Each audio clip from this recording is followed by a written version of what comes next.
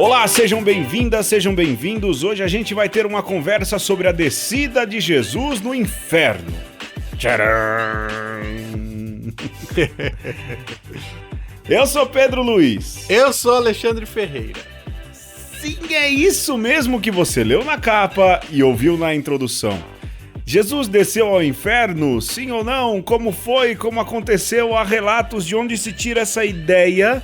Tudo isso e muito mais no programa de hoje. Mais um que nós damos rumo ao lendário número 100 que tá chegando, hein, Alexandre? Eita, rapaz. Olha, a gente tá gravando praticamente às vésperas do encontro. Gravação do 100. É. Olha, eu só quero dizer uma coisa, Alexandre. Diga. O Alexandre esses dias me mandou uma foto de que a Paçoca Amor criou um panetone. Verdade. E sim, eu levarei 3 panetones Paçoca Amor pra sortear lá entre os ouvintes. Eita. Como é que eu vou sortear ainda? Não sei, mas eu vou levar. Que delícia. É só entre os ouvintes? É só entre os ouvintes. Ah, mas poxa quem vida. vai estar ouvindo isso, provavelmente espero que esteja lá. Porque se você tá ouvindo isso na hora em que o programa foi lançado... E o programa vai ser lançado que horas, Alexandre, no domingo? Geralmente, mais cedo? Não, geralmente às 13. É, às 13 horas. É. Dá tempo de você correr lá pra gravação, que vai ser às 3 da tarde. E Verdade. tentar garantir o seu panetone. Como é que a gente vai sortear? Não sei ainda. Nem a gente planejou. Olha, eu fiquei pensando agora que a galera talvez vá ouvindo este programa rumo mesmo. ao encontro. Pois é. Ó, E que olha, top. Alexandre, temos mais de 13 ouvintes, hein? Olha, isso me espantou. Que legal. Eu Que quero, legal. Nos quero dar encontramos bastante... lá se você tá ouvindo no caminho. Se você não conseguiu ir, paciência. Quando a gente chegar no 200, a gente faz outro. A gente vai gravar no Play Boa. Center, no 200. Boa, é uma Bienal. No Hopi Hari Ho. Ai, Alexandre, chega. Vamos pro jogo, porque não pode faltar jogo, não é isso? Não pode. Nem que seja um joguinho sem vergonha, mas sempre tem. Que é o caso de hoje, não é? Hoje nós vamos responder um teste da Capricho. Como disse o Alexandre num programa lá atrás, vamos saber sobre nossa personalidade. O oráculo vai dizer quem somos. E ninguém melhor do que os testes da Capricho para dizer essa informação assim tão importante a respeito de nossa própria personalidade. Sobre nós mesmos. Pra que filosofia, né? Muito, muito. Melhor que Eneagrama é teste da Capricho. Melhor que psicanálise. Muito, muito, muito. É uma imersão em nós mesmos. E o teste da Capricho dessa vez é: qual saga mais combina com sua personalidade? Então Que aqui, lindo. durante alguns anos nós acompanhamos muitas sagas que ensinaram bastante sobre amizade, amor, justiça e outras lições importantes. Mas agora que o último filme da saga Maze Runner, Ai, meu Deus. que eu nunca vi na minha Também vida, não. foi lançado, a gente não tem mais tantas sagas para seguir na espera dos filmes tão aguardados. Então vamos aí começar o nosso teste. Tomara que tenha Star Wars, viu, Alexandre? Vamos começar. Se não tiver, já tá errado. Porque olha, eu tenho um Baby Yoda, o Alexandre. Baby Yoda. Baby Yoda, eu não quero mais o boneco, porque eu já passei dessa idade, Alexandre. Eu quero um de verdade. Pra eu criar, cuidar, alimentar, fazer carinho. Aprender coisas. Exato. Pra ele me livrar nas enrascadas. Não quero boneco, eu quero um de verdade agora. Passei da fase de ter bonequinho. Te tirar da frente do rinoceronte intergaláctico. Quero isso. Quero pra... Olha, se não for pra vida inteira, eu nem quero, viu? Da vida dele inteira, com certeza, né? Da sua. Porque o bicho vai pra mais de 900 anos. Mas eu quero, pra morrer com iodinha e nem um minuto a menos. Vamos lá, Alexandre. Vamos lá. O que você mais gosta de fazer no tempo livre? A. Praticar atividades físicas e esportes. Detesto ficar parada. Ó. 2. B. Passar um tempo com meus amigos, é claro, eles são tudo pra mim. Rapaz, essas perguntas se repetem, né? São. C. Fazer uma boa faxina na casa e ajudar meus pais no que eles precisarem, não tem nada melhor do que se sentir útil. Ou D. Prefiro ficar em casa lendo livro e ouvindo músicas, uma maratona de filmes também, talvez. Caseiro, esportista, amigueiro ou filhinho da mamãe? Rapaz, como os tempos mudaram. Eu prefiro praticar atividades físicas. Uau! Eu não posso ter um tempinho que eu já vou pro Ibirapuera correr, Tá já. certo. Eu vou marcar aqui fazer uma boa faxina, porque vai que a Alice escuta daqui a alguns anos e ela se inspira. Ai, abraço do passado pro futuro, pequena Alice. Vamos lá. Você se considera uma pessoa A, corajosa e destemida? B, leal e criativa? C, independente e autoritária? D, tímida e romântica? Ei, rapaz. Ixi. Você já reparou que esses testes é tudo meio igual, hein? É. Bem, a resposta às vezes é igual também. Eu vou de leal e criativa. Eu também vou pôr de leal e criativa. Eu sou essa Pela pessoa. criatividade. Isso. Vamos Vamos lá. lá. Não pela lealdade, legal. Ah, não. Não foi isso. Aqui a criatividade chama mais atenção. Tá bom. Vamos lá. Ai, Vai, Pedro Luiz. Vamos lá. Próxima. Qual a sua estação do ano preferida? Outono, primavera, verão ou inverno? Inverno. Inverno. Inverno. Você é inverno também? Não, eu vou de primavera. Boa. É que eu lembrei da música do Palavra Cantada. Ah, tá nas trilhas sonoras aí da casa. Rapaz, é bom demais. Eu já conhecia justamente através de Pedro Luiz, mas Pois é. agora não sai mais da playlist. Tá servindo Eu muito. quero hein? ver quando o Spotify mandar as músicas do ano, o que vai ter. Pode crer, vai fazer a... Vai ter Emicida e Palavra Cantada. Ai, nem sei esse ano o que vai ter. Tem tanta loucura, viu, rapaz? Vamos lá. O meu, muito vai ter a trilha sonora de Skyrim, que eu tô usando pra escrever. Jesus. Vamos lá, agora sou eu, né? Vai lá. Se você pudesse escolher um poder especial, qual seria? Voar, destruir o mal, acabar com a fome e pobreza, ser imortal. Não tem teletransporte, Pedro Luiz. Não tem teletransporte. Pô, e aqui tem um dilema moral ferrado. Não, mas né? acabar com a fome e a pobreza é poder de Miss Universo, hein? Então, eu pensei a mesma coisa. Eu não quero ser imortal, porque eu vou ser imortal e as pessoas que eu gosto vão tudo embora e eu vou ficar sozinho, eu não quero. Não que eu tenha medo de ficar sozinho, mas eu não quero, né? Você Imagina. não quer ser... Você quer ter um Baby Yoda, mas não quer ser o Baby Yoda. Não quero. Tá. Quero Baby Yoda, sim, pra vida. Olha, destruir o mal... Pô, meu...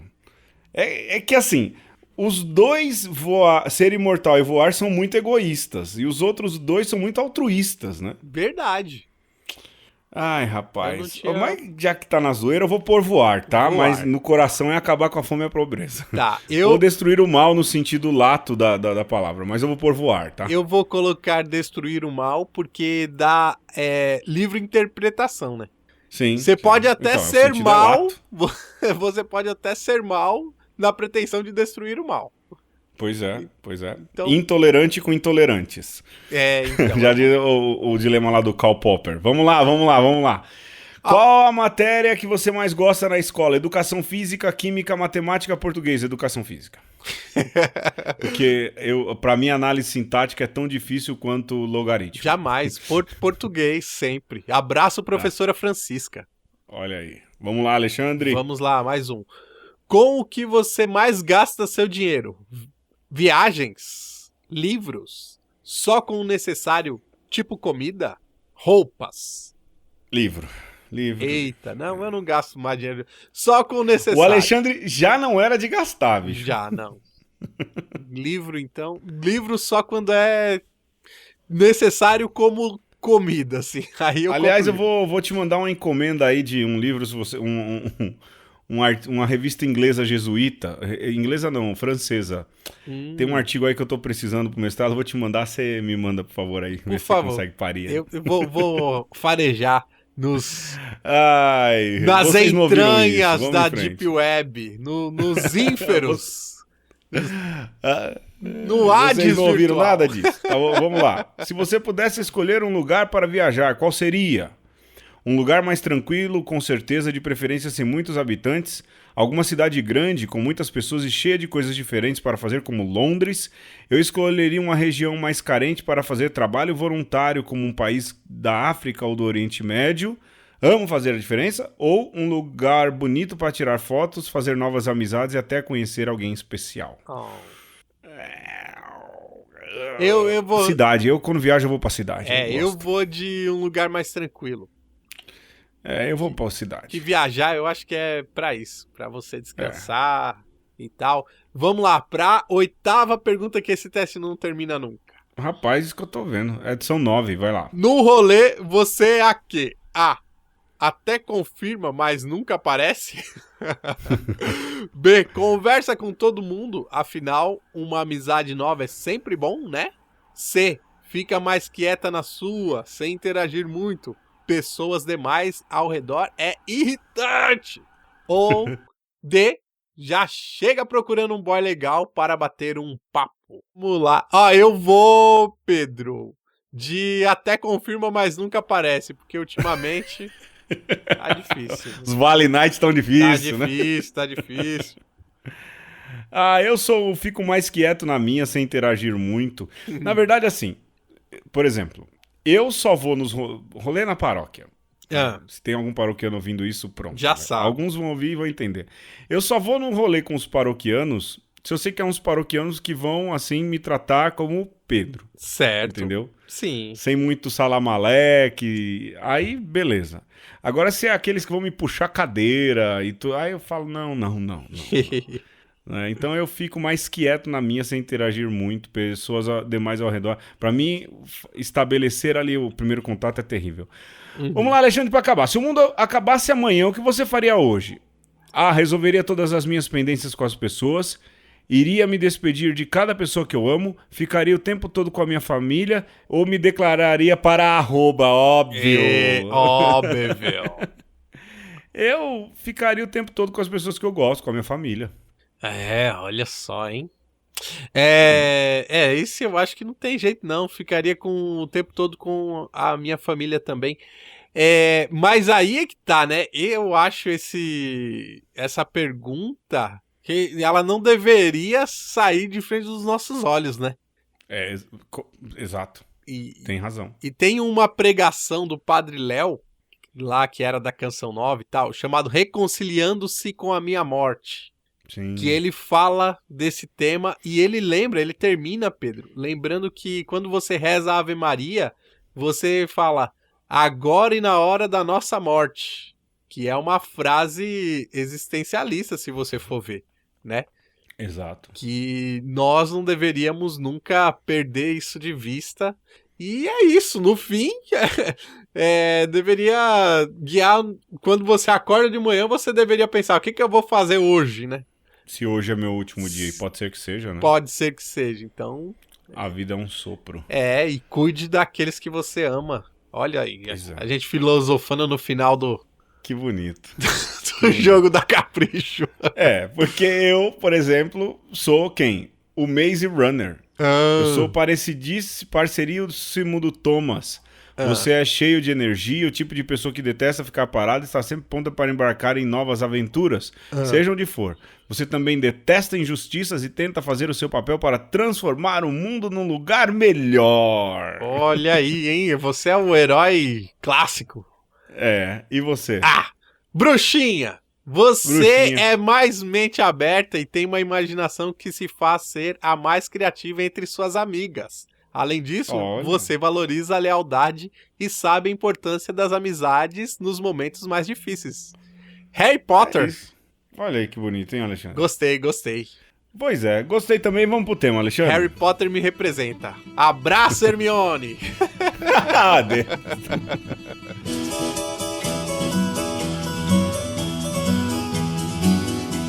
Então José disse: E por que vos admirais de que Jesus tenha ressuscitado? O admirável não é isto. O admirável é que ele não somente ressuscitou, como também devolveu a vida a um grande número de mortos que há muito não são vistos em Jerusalém. E se não conheceis os outros, conheceis sim, pelo menos Simeão, aquele que tomou Jesus nos braços, assim como também seus 2 filhos, que igualmente foram ressuscitados. Pois a esses, há pouco tempo, nós mesmos demos a sepultura e agora podem contemplar seus sepulcros abertos e vazios e estão vivos e morando em Arimateia. Enviaram então algumas pessoas e comprovaram que os sepulcros estavam abertos e vazios. José então disse: vamos a Arimateia e veremos se os encontramos.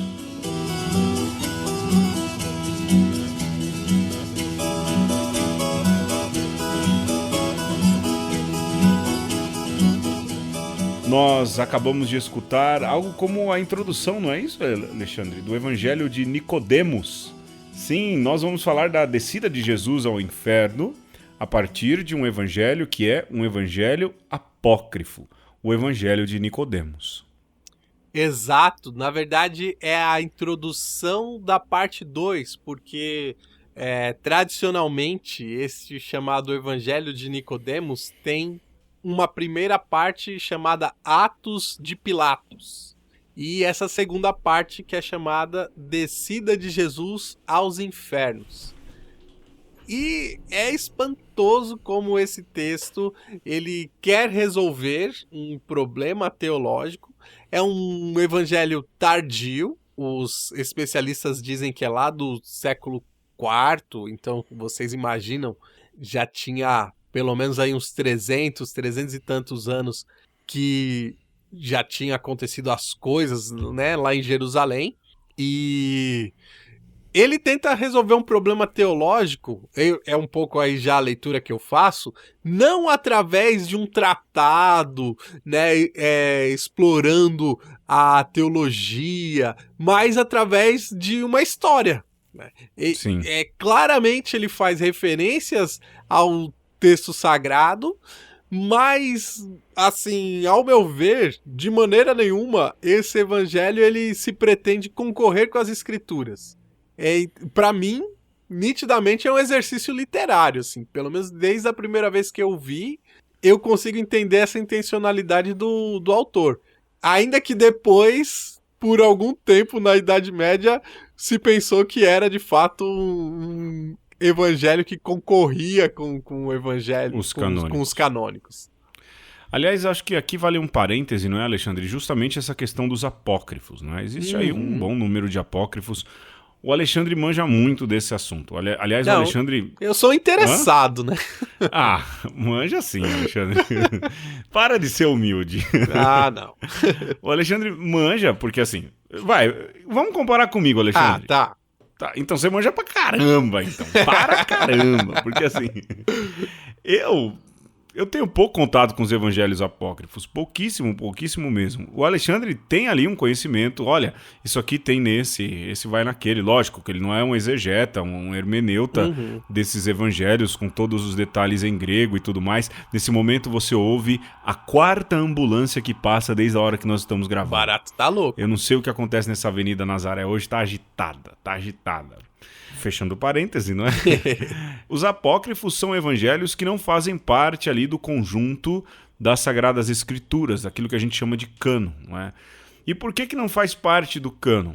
Muitas vezes, aí o Alexandre pode me corrigir se eu estiver errado, eles não entram no cânon porque quase sempre há um quê muito fantasioso. Muito fantasioso. Geralmente é isso. E o de Nicodemos, ele tem isso. Ele parte de uma premissa teológica, de um problema teológico, assim, pessoal, também entender que problema não é problema, por exemplo, como o boleto do dia 5, que é um problema, né? Mas um problema, ou seja, uma questão que precisa ser discutida, precisa ser debatida, precisa ser elucidada.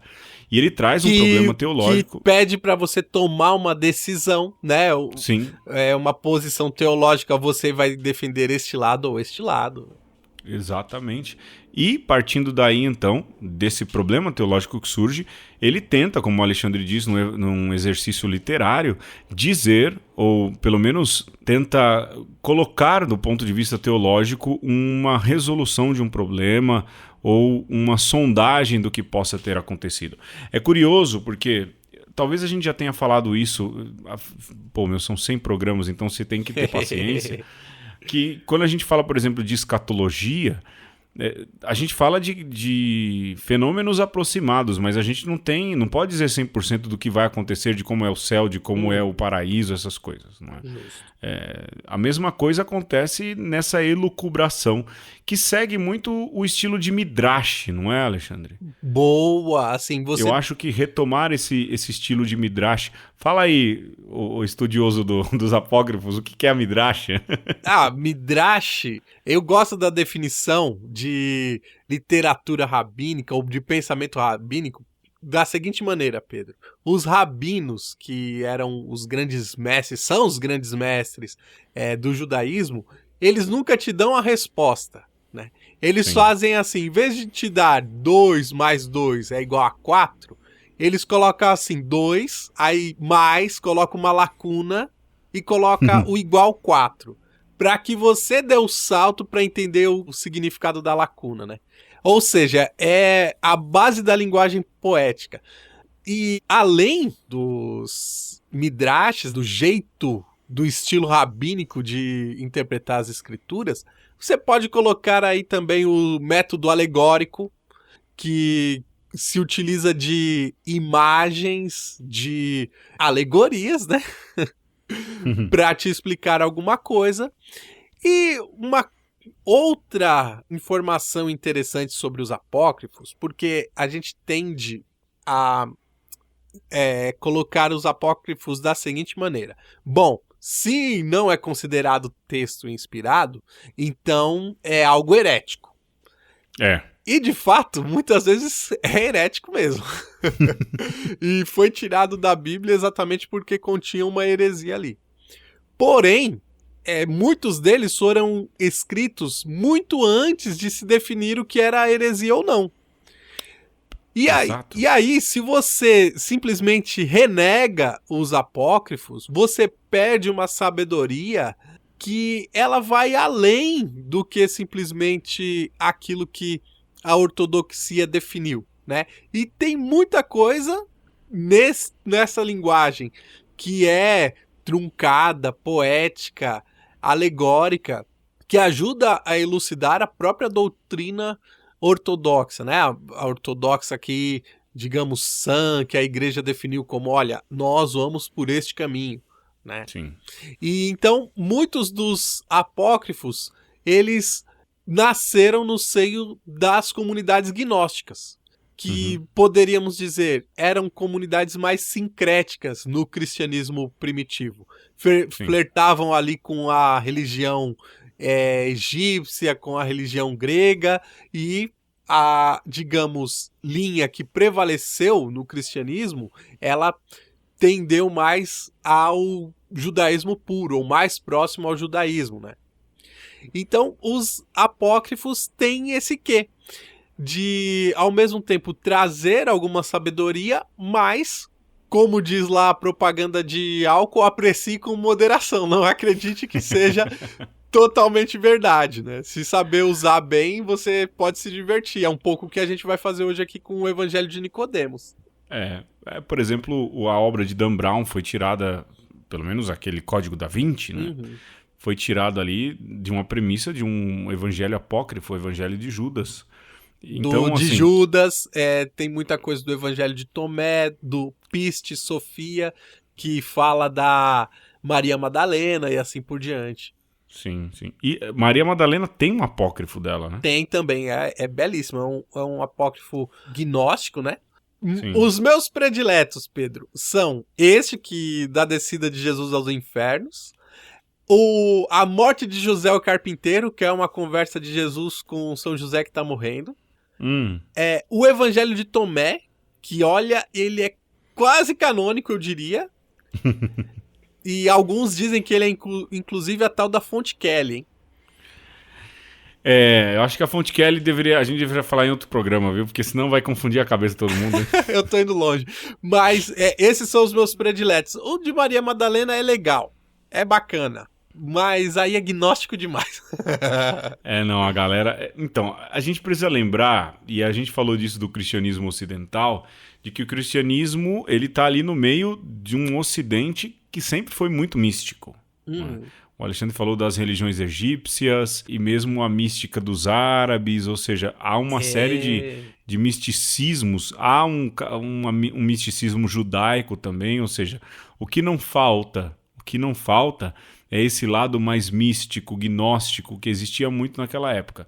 O nosso, como disse o Alexandre, aí fechando, é o judaísmo puro e com, vamos assim dizer, um arrimo de filosofia, né? Sim. E é uma filosofia de suporte. Ao invés da filosofia prevalecer sobre a religião, Ela é chave de compreensão. Ela é apenas, tende a ser uma ferramenta mais do que ser uma linha, uma corrente, uma filosofia de vida, digamos assim, né? Eu falei chave de compreensão, mas os teólogos costumam falar de mediação também, né? Sim. Como qualquer outra ciência, qualquer outra não, mas grande parte de ciências de saberes humanas, filosóficas, geografia, elas podem servir de mediação, né? Aliás, a grande crítica que se faz à teologia da libertação é que alguns teólogos, eu vou falar pela terceira vez, alguns teólogos usaram como referencial teórico e como mediação a questão do materialismo histórico de Karl Marx e tudo, mas são alguns pouquíssimos. E né? eu daria a volta ainda, Pedro, para dizer que toda ciência tem lá também sua filosofia. Sim. E tem os seus pontos ali de partida, tem ali também as escolhas que você tem que fazer e a posição que você tem que tomar, né? Sim. Então, nenhuma ciência escapa da filosofia. Sem dúvidas, sem dúvidas. Bom, o Evangelho de Nicodemos, portanto, a gente já deu aí uma luz do que é, do conjunto que ele faz, e ele fala exatamente da descida de Jesus à mansão dos mortos, ou ao inferno, não é? Lógico, não é um embate que é parecido com uma literatura de cordel. Aliás, eu procurei se havia algo assim, não tem, viu, Alexandre? Uma pena, viu? Mas, além das referências que são importantes aí, que a gente falava de tomada de posição e do judaísmo que prevalece, é importante a gente perceber também que nesse Evangelho de Nicodemos nós temos um monte de referências bíblicas no sentido de não só usá-las como ponto de partida, mas como de alguma maneira costurar, né, essas várias teologias que foram colocadas, seja no Antigo Testamento, seja no Novo, para endossar a crença na ressurreição de Jesus e a interferência, né, ou a influência que a ressurreição de Jesus tem para aqueles que acreditam no Deus verdadeiro, né? Então nós vamos agora para os despatrocinadores e na volta a gente volta. É isso mesmo. Até mais.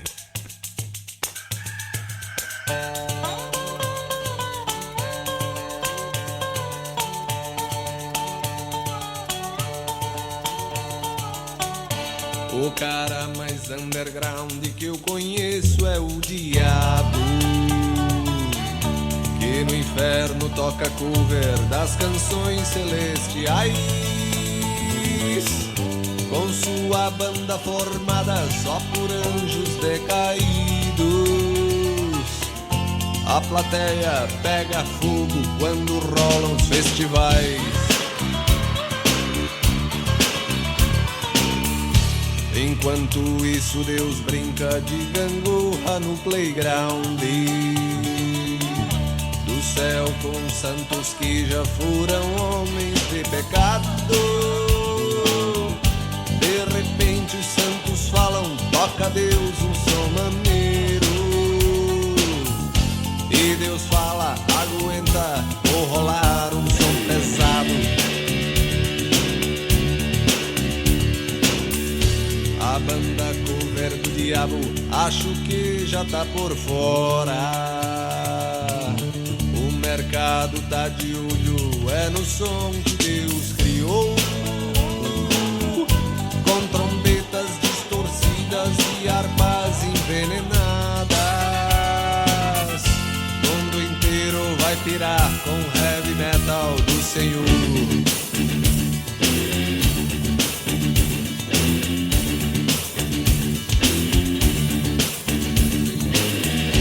O cara mais underground que eu conheço é o diabo,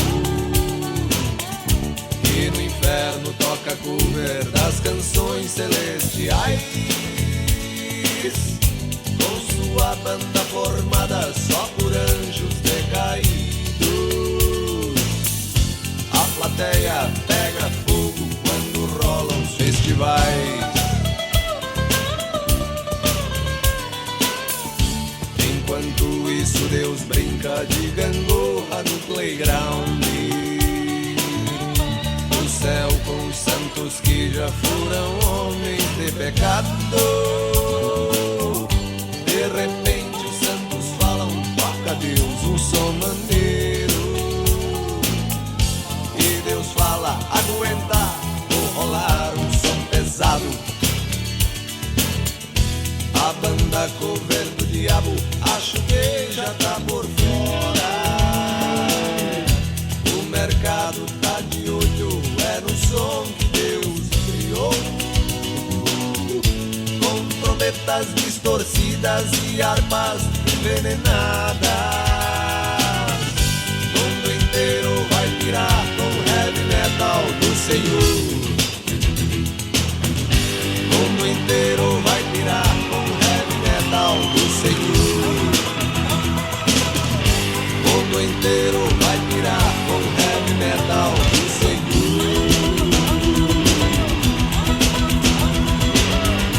Heavy metal do Senhor. Do Senhor. Do Senhor.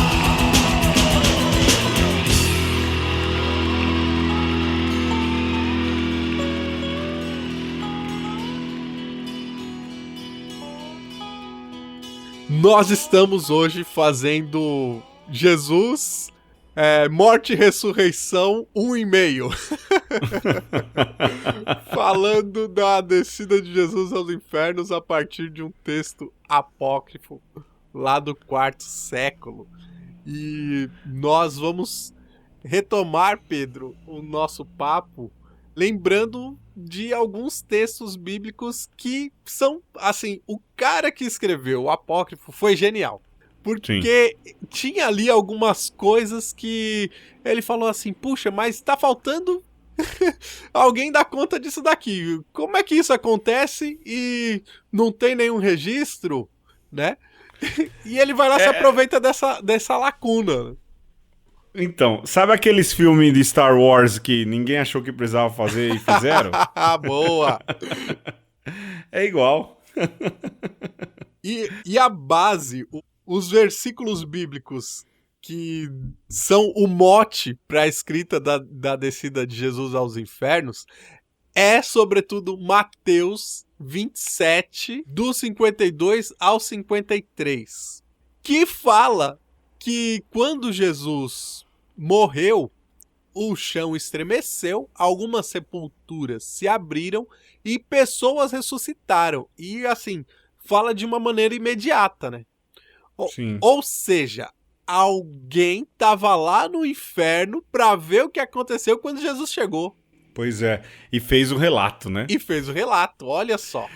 Porque assim, no original de Mateus, o trecho diz assim, os túmulos se abriram, isso na hora que Jesus morre, né? Os túmulos se abriram e muitos corpos dos santos falecidos ressuscitaram. Saindo dos túmulos depois da ressurreição de Jesus, entraram na cidade santa e apareceram a muitas pessoas. Calcule, Alexandre, calcule... O rebu. O rebu que deve ter sido, lógico, aqui a gente está falando do Evangelho segundo Mateus. Não há nenhum registro histórico que se fala de mortos entrando na cidade de Jerusalém no dia da morte de Jesus Cristo. Não é incidente Antares, nada parecido assim, né? Pois. Mas a cena é forte, não é? Eu lembro quando moleque eu pensava, mas como eles apareceram? Como eles surgiram? Como eles entraram? E depois foram pra onde? Ressuscitaram pra morrer de novo? Como é que é essa história, não é? Então.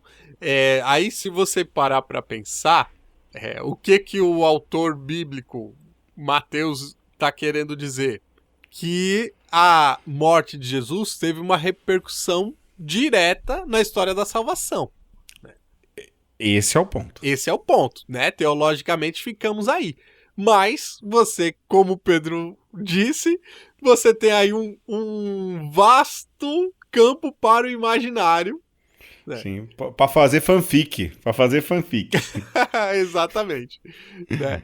E aí o Evangelho de Nicodemos vai dar nome para 2 desses meninos que ressuscitaram, os filhos de Simeão, que é Leucio e Carino.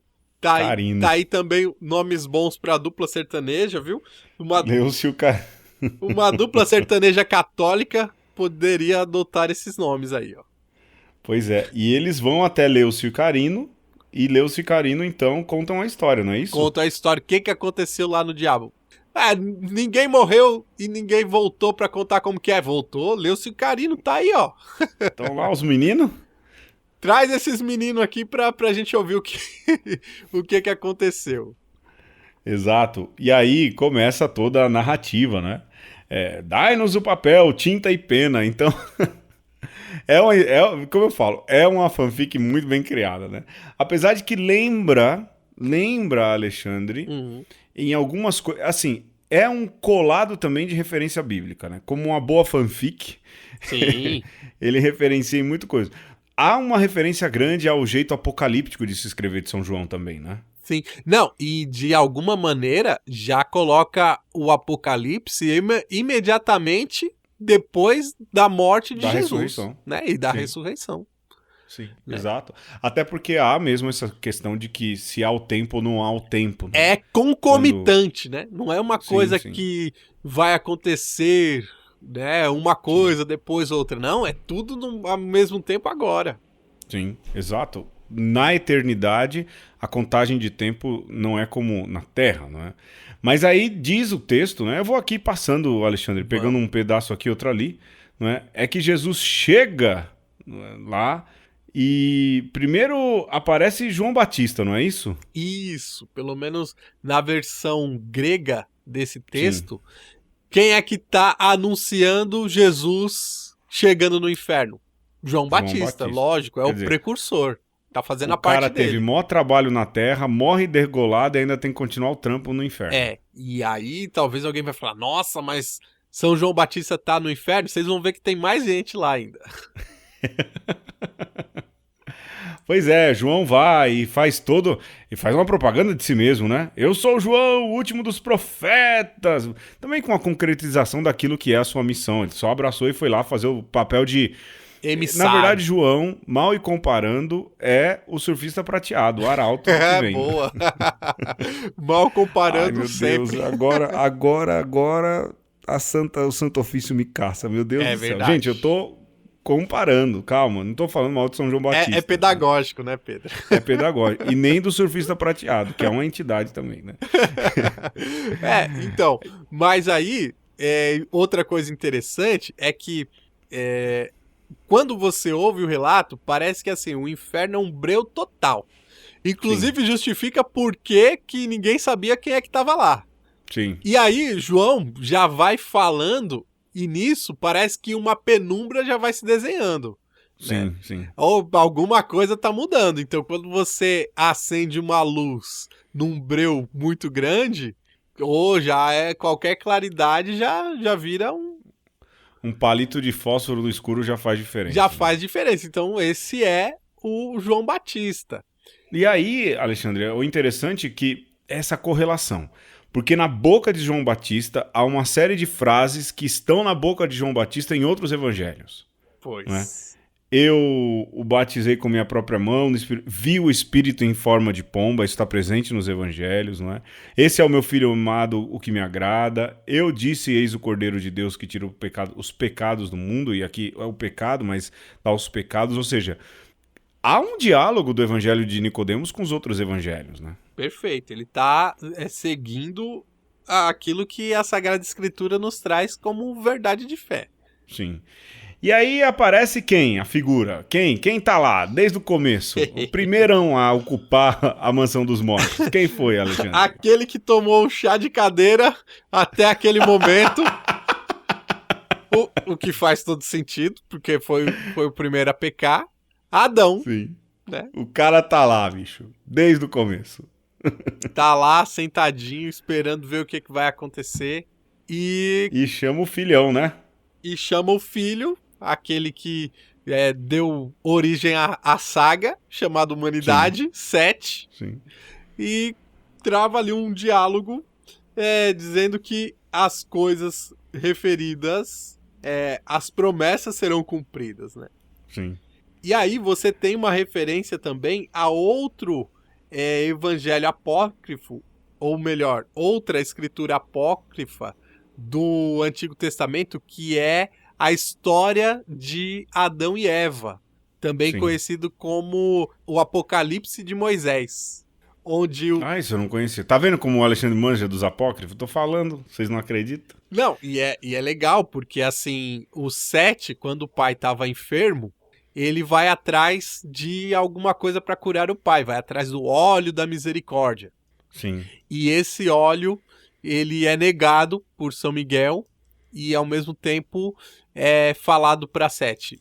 Ó, seu pai vai tomar lá o chá de cadeira, lá na mansão dos mortos, e na hora certa vai aparecer o cara certo para salvar seu pai. Cuidar dele. Para cuidar do seu pai, derramar sobre ele o óleo da misericórdia. É engraçado porque nessa conversa, quem também tá lá no meio? Patriarcas e profetas, né? Ou seja, a galera tá toda lá, né, Alexandre? O apanhadão do... É um Valhalla. o Campos Elíseos.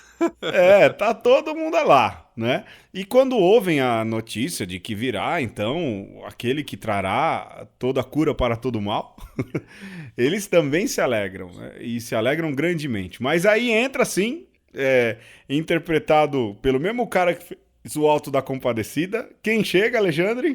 Pera aí, antes de a gente falar dessa figura importante, é legal dizer que o autor do Evangelho Apócrifo, ele aproveita... Não é o Ariano Suassuna. Exato, não é o Ariano, mas poderia ter sido. Ele aproveita para fazer um apanhadão teológico, né? Então, Também. Ele chama os profetas, chama Davi, para dizer, olha, tá vendo? Todos nós predissemos que chegaria esse dia, né? Sim. E aí vem o antagonista da história, que eu não consigo ver, a não ser como uma figura cômica. Cômica. Poderia ter escrito, sabe também por quem? Gil Vicente. Gil Vicente. Não, mas ó, Gil Vicente, Dante Alighieri, esse povo todo bebeu dessa fonte aqui, ó. Agora eu vou causar polêmica. 1000 vezes Gil Vicente que Dante Alighieri. Pronto, chega. Acho justo, acho pertinente. É muito bom, rapaz. Não. O da Barca do Inferno é genial. Mas ó, se você não sai do inferno do Dante, você não aproveita a obra, viu? Pois E é. o duro Não, é mas eu acho o Gil Vicente mais legal. É que muita gente não consegue sair do inferno do Dante, aí é que é o problema. Pois é. Arrumarei inimizades com esse comentário, mas vamos em frente. Então, Chega lá o Satanás. Satanás Pois tá lá. Satanás fica em polvorosa porque ele achou que tinha vencido Jesus, Pois é. armou, tramou, conseguiu insuflar nos ouvidos lá dos grandões de Israel de que Jesus precisava ser morto. Jesus morreu, falou, pronto, me livrei do problema. Só que, pera lá, se Jesus morreu, pra onde ele foi? Não, o Alexandre, sabe o que é engraçado? Como o Satanás dialoga com o inferno. O inferno é um ser, é a ilha de Lost, né? Exato, é um ser e é um lugar. É um lugar, um ser-lugar. Mas o diabo chega diminuindo Jesus, né? Chega diminuindo. Não, vai dar certo. A gente vai prender esse cara aí, vai dar tudo certo, inferno. Não, e ele, né? Ó, anda por aí um certo judeu de nome Jesus, que chama-se a si mesmo filho de Deus, mas como é um homem puro, os judeus deram-lhe morte na cruz graças à nossa cooperação. Agora, então, que ele acaba de morrer, esteja preparado para que possamos colocá-lo aqui, bem aprisionado, pois eu sei que não é mais do que um homem, e ouvi até dizer, minha alma está triste por causa da morte. Olha aí, citando Nicodemos, citando Bíblia, né?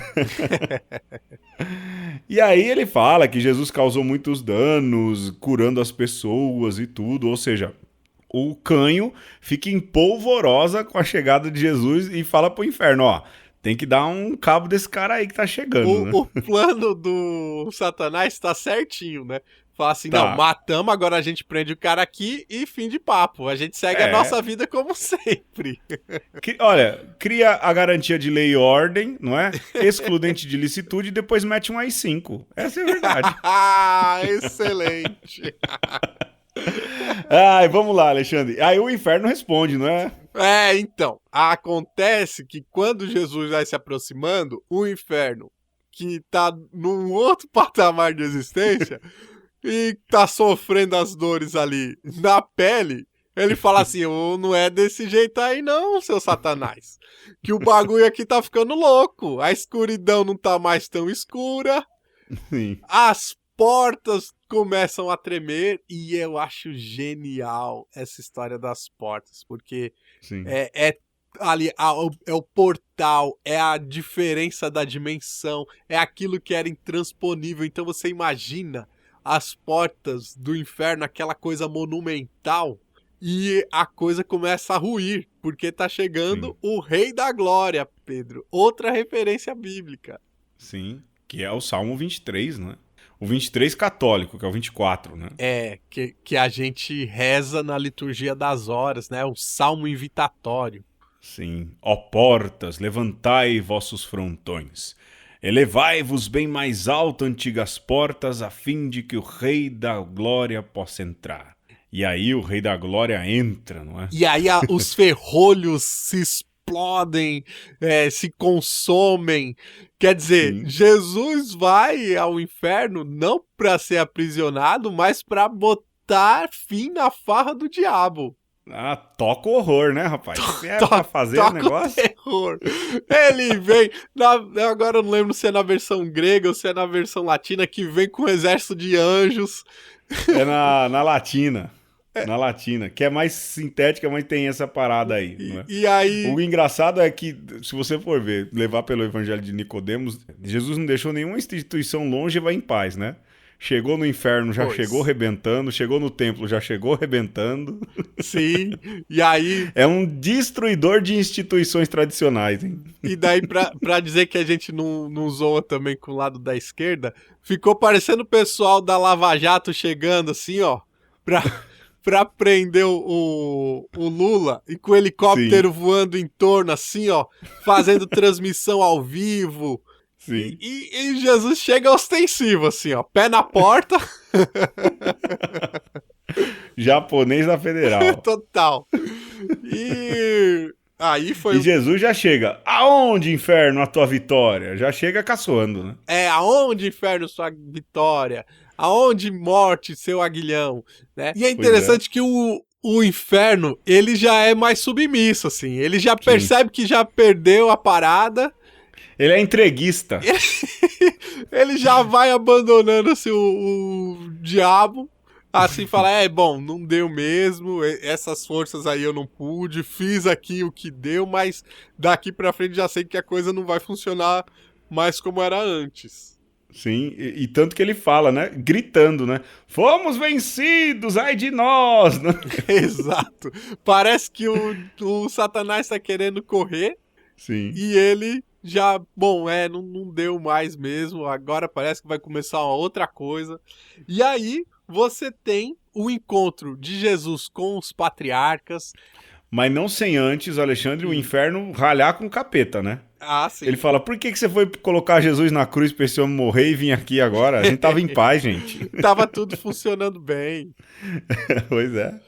Aí é bonito, né, Pedro? A cena de Adão beijando a mão de Jesus, Eva, Sim. e Jesus fazendo ali o cortejo para que eles subam aos céus. Aí aparece a figura também, aí também como um arauto de Dimas, o bom ladrão, né? Belíssima imagem, hein? Belíssima imagem. Ele vem carregando a cruz, não é?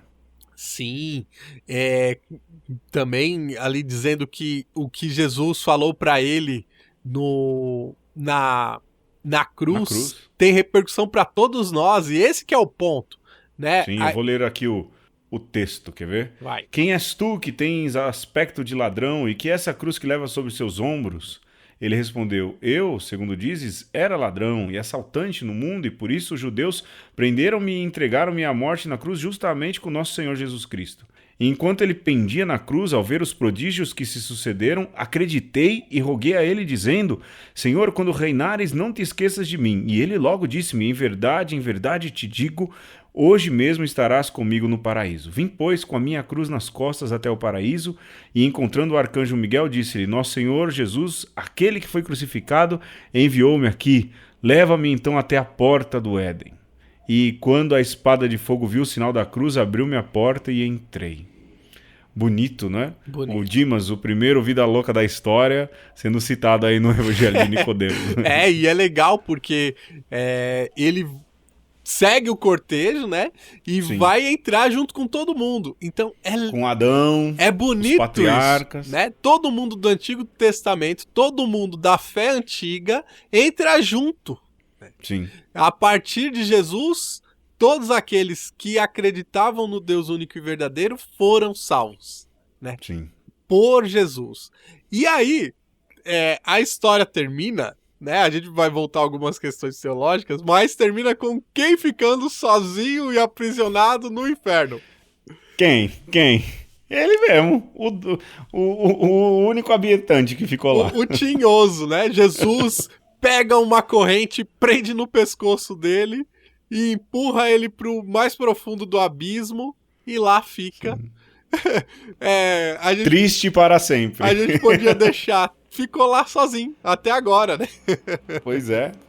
Aliás, eu falava isso no homilia há uns finais de semana atrás, o pessoal ficou... Tomara que tenham ficado com curiosidade de ir atrás, mas se fala daquela história do inferno como possibilidade, não é? Como possibilidade. Eu acho que...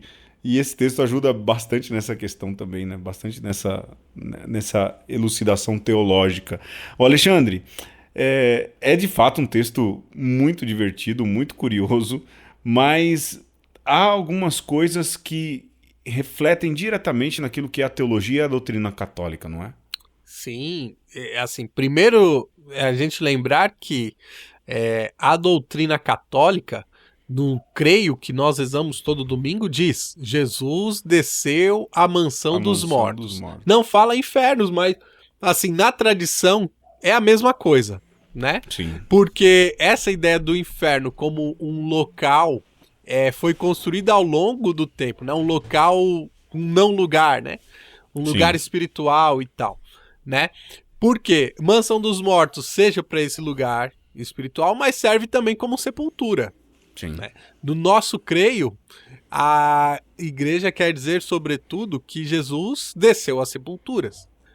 Mas, em existindo esse lugar espiritual, né, onde vão as almas perdidas, Jesus deveria ter livre acesso também ali, né? Porque não há lugar onde Deus não possa ir, porque senão não seria Deus.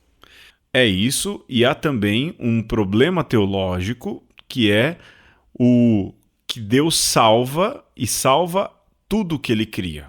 Justamente. Ele cria salvando e salva criando, não é isso? Perfeito. Essa é uma premissa teológica de teologia da revelação, também da chamada escatologia, de Deus e criação, do tratado de Deus. Ou seja, se Jesus Cristo se encarna num ponto da história, significa que é uma história para antes da encarnação. E esses que morreram antes, não é? Como ficaram? E aí surge justamente isso, descer à mansão dos mortos e de lá chamar tantos justos e justas ao longo da história que precisam ir para o lugar da salvação oferecido por Deus. A beleza desse texto está justamente aí, não é? O descer à mansão dos mortos, no credo que rezamos, ele passa por essa questão de uma história que é salva. Toda a história é salva, toda a história é resgatada. E é assim, nesse sentido, que se justifica, teologicamente falando, o descer à mansão dos mortos, né? Sim, e ao mesmo tempo, nós temos em todo o Novo Testamento aquela mentalidade que não é só judaica, mas é também ali do entorno do Oriente Médio, de que você, depois da morte, você tem alguma existência, né? Para os judeus isso não era muito claro, Alguns acreditavam numa existência depois da morte, outros achavam que morreu, acabou. E você vê que o cristianismo soube utilizar muito bem na sua formulação essas figuras de linguagem para dizer que Jesus, na sua ressurreição, redimiu, como Pedro falou, toda a criação. E redimiu não só no espaço, mas como também no tempo. Então, a ressurreição de Jesus está afetando todo mundo que está descendo à mansão dos mortos. E vocês viram que eu abusei do gerúndio? Sim. Porque é um contínuo, né? Assim como a vida é um contínuo, a morte também é. E a morte, na verdade, acaba se tornando apenas uma faceta da própria vida, né? E para nós que cremos, este criar e este ressuscitar é o mesmo ato do Deus Criador, que é unitrino. Exato. E talvez a gente já tenha falado isso na ressurreição, e a ausência de tempo, e o bonito dessa narrativa, não é? É que todo mundo entra de uma vez, não é, Alexandre? No cortejo. Todo mundo entra de uma vez. Exato, e os teólogos mais vanguardistas da área da escatologia falam isso, de que quando chegarmos, não é, no paraíso, chegaremos como se estivéssemos todos chegando ao mesmo tempo. Ainda hoje. O Reinhold Blanc, que é talvez a maior autoridade, ele não é brasileiro, ele é suíço, não é? Mas é uma das maiores autoridades de escatologia, que já foi citado por Bento XVI, diga-se de passagem, já foi citado por Bento. Ele fala isso, de que quando chegarmos, é como se, por mais que historicamente tenhamos morrido em tempos diferentes, chegaremos todos ao mesmo tempo. Quem sabe nesse belo cortejo da mansão dos mortos, né, Alexandre? E aí vale a pena também a citação da primeira carta de São Pedro, no capítulo 4, versículo 6. Eu nem vou citar, vou só fazer a referência aqui. Quer que eu leia aqui? Leia aí. Pois para isso foi o evangelho pregado também aos mortos, para que, embora sejam condenados em sua humanidade de carne, vivam segundo a Deus quanto ao Espírito.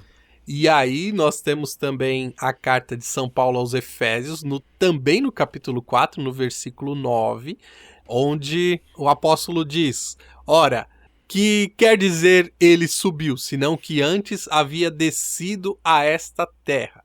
Ou seja, Jesus que morre é o mesmo que ressuscita. E nós que estamos fadados a participar da morte, né, somos estes mortos que recebemos o evangelho, mas que também fomos redimidos, né, em todos os tempos e em todos os lugares. Né? Então, a descida, se a gente pode fazer aqui agora uma aplicação moral, Pedro, desse evangelho de Nicodemos, poderíamos dizer que a descida de Jesus aos infernos é a descida à escuridão das nossas vidas. Quando a gente acha que não tem saída nenhuma para os nossos problemas, quando a gente não consegue ver jeito nenhum de resolver algo intrincado nas nossas relações, né? Estamos ali presos, acorrentados, amarrados. Jesus é capaz de ir até essa escuridão, ir até esse vazio, ir até o ponto mais infernal da sua existência e te resgatar. Há uma bela imagem de Jesus sentado no túmulo no cemitério da Consolação, como que se estivesse ali esperando quem chegar, não é? Essa imagem é bonita justamente por isso, não é? Antes da gente chegar lá, Jesus já estar esperando. Tem um sentido pictórico muito bonito. Antes da gente chegar no problema, Jesus já vai estar lá, como o Alexandre disse. Antes de a gente experimentar as agruras da vida, a gente precisa lembrar que Jesus Cristo já esteve nessas agruras e também nos espera por lá. Eu acho bonito essa imagem de Jesus sentado no túmulo, quase que dizendo: você vai chegar aqui e eu vou estar aqui, exatamente aqui te esperando. Bonito. É belíssima essa imagem. Mas o mais bacana também, aqui eu paro de falar porque já está dando tempo, Alexandre, é a leitura da carta de São Paulo, Paulo falando no texto aos Colossenses. Porque ele já nos coloca numa dinâmica de caminhada para a porta. Eu acho isso fabuloso. Ele diz: portanto, se já ressuscitastes com Cristo, buscai as coisas do alto. Paulo já nos coloca como ressuscitados. E às vezes a gente tem essa desconexão, não é? Sim. Ah, não, isso vai acontecer quando eu chegar lá em Jesus. Não. Paulo fala assim, não, essa vida que você já está vivendo agora já é uma vida de ressuscitado. A mansão dos mortos está fechada, como diz o Evangelho de Nicodemos, né? Eu tranquei lá a mansão dos mortos. Lá está só o canho, o capeta, como é? O mochila de criança, aqueles nomes todos lá. Não é? E é bonito, e às vezes a gente se esquece dessa dinâmica, de que nós já vivemos como ressuscitados, de que a mansão dos mortos foi fechada. Por isso se fala do inferno como uma possibilidade. A beleza também está aí, não é? Não é que significa que porque está fechado ninguém vai, mas para um Deus que é Deus da vida, vai oferecer outra coisa senão a própria vida? Porque, Alexandre, eu estou até remontando aí as minhas últimas homilias, né? E eu dizia isso. Se a gente colocar também na questão humana, por exemplo, qual a mãe que quando o filho vai nascer, você mesmo com a Alice, você não preparou o quartinho da Alice aí com todo carinho, com todo amor? Com certeza. E por um acaso você fez ao lado, logo do lado, o quartinho do castigo? Te dá até um frio na espinha se eu falar um negócio desse, não é isso? Nossa, é. Olha, vou pintar um quartinho todo de preto aqui, porque quando a Alice fizer coisa errada, é aqui que eu vou deixar ela. Não, lógico que jamais. Não. Então, se do ponto de vista humano a gente consegue pensar assim, imagina Deus, que ama muito mais, não é? Então, de imaginar, né? E tem gente que prefere pensar assim, e até gosta, tem um certo prazer, um certo sadismo de pensar que Deus é capaz mesmo de criar o quartinho do castigo, não é? E Paulo fala isso, já vivemos como ressuscitados, não é? O inferno não é algo que a gente tem que temer, muito pelo contrário, o que a gente tem que temer, e a gente brincava lá no da ressurreição, é o tamanho da vergonha que a gente vai passar, não é? Mas a dinâmica de vida já é outra. E a gente precisa entender isso como chave de compreensão da vida para esse tempo, mas também para aquilo que é o tempo futuro, né? Sim, e assim, também eu digo para terminar algo que me toca demais, que este amor de Deus por nós, no fim, pede de nós, mas não é um pedido de imposição, mas é quase que um ato reflexo de tanto amor que a gente recebe, que é o de adoração a Deus através de Jesus Cristo, né? E aí, Pedro, eu lembrava também da carta aos Filipenses, no capítulo 2, no versículo 10, que fala que ao nome de Jesus se dobre todo o joelho, né? No céu, na terra e nos infernos. E se você pensar o inferno como esse lugar onde Jesus esteve e nos resgatou, fica mais bonito ainda esse evangelho do apócrifo, né, da descida de Jesus, onde aqueles que esperavam em Cristo recebem a sua redenção e aí se ajoelham para dizer, puxa, agora a gente vai subir com ele para o céu, né? E a gente continua esse movimento também de adoração.